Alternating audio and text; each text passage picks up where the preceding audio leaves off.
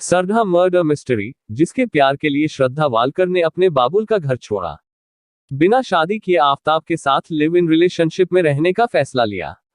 घर वालों ने विरोध किया, मां ने समझाया, पिता ने भी कोशिश की, पर श्रद्धा ने खुद को 25 साल की उम्र बताकर अपने फैसले लेने को अधिकार बताया और खुद ही ये तय कर लिया कि मैं आफताब के साथ लाइव इन रिलेशनशिप में रहूंगी। अब ये बेटी का फैसला था और उधर मां का गम। घर से बेटी के ऐसे विदा लेने का शायद गम ही था कि उस सदमे को मां बर्दाश्त नहीं कर पाई। फिर 2020 में मां की मौत हो गई। उधर पिता के रिश्ते 2016 से ही अपनी पत्नी से खराब थे। ऐसे में श्रद्धा कुछ दिनों के लिए मां के घर आई तो जरूर, लेकिन फिर लौट गई। अब उसके पापा ज्यादातर उसके फेसबुक और व्हाट्सएप स्टेटस से ही बेटी श्रद्धा का अपडेट लेते थे। उधर श्रद्धा अब अपनी नई जिंदगी शुरू करने के लिए 3 साल से ज्यादा के रिश्तों को हमेशा के लिए शादी के डोर में पिरोना चाहती थी, पर जिसके लिए उसने अपना सब कुछ गंवा दिया था, यहां तक कि परिवार को छोड़ दिया था। पर उसे ये पता नहीं था कि जिसके साथ वो 7 जन्मों के बंधने का सपना देख रही है वो असल में दरिंदा है, एक खूनी दरिंदा जो उसी की कत्ल की काफी समय से साजिश रच रहा है। लड़ाई झगड़े तो अक्सर दोनों में होते थे, पर ऐसा किस कपल में नहीं होता। फिर वो यानी आफताब माफी मांग लेता, वो माफ भी कर देती थी, पर वो जानती नहीं थी कि इस माफी के पीछे भी आफताब की साजिश है। आखिरकार कई महीनों की साजिश के बाद उसने श्रद्धा की बेरहमी से 35 टुकड़े किया।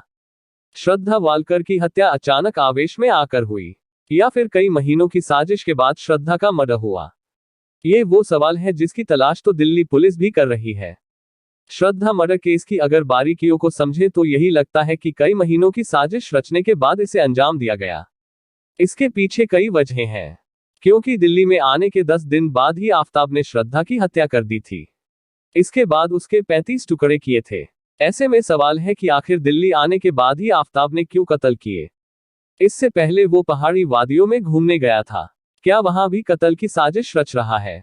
असल में तफ्तीश में यही लगता है कि आफताब मुंबई में रहते हुए ही श्रद्धा को अपनी जिंदगी से दूर करना चाहता था, क्योंकि श्रद्धा अब अपने रिश्तों को शादी के डोर में बांधना चाहती थी।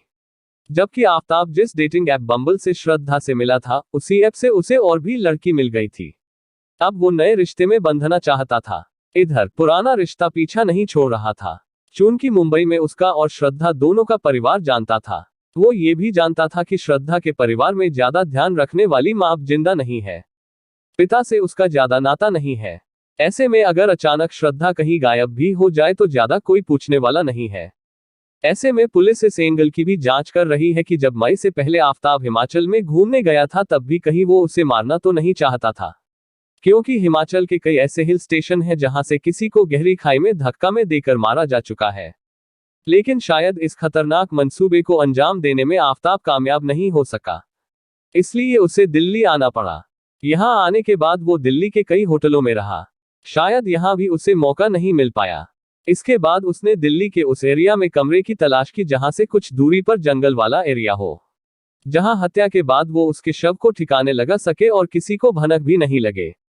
ऐसे में आशंका है कि यही सोचकर उसने दिल्ली के मेहरौली एरिया के छतरपुर में किराए का कमरा लिया।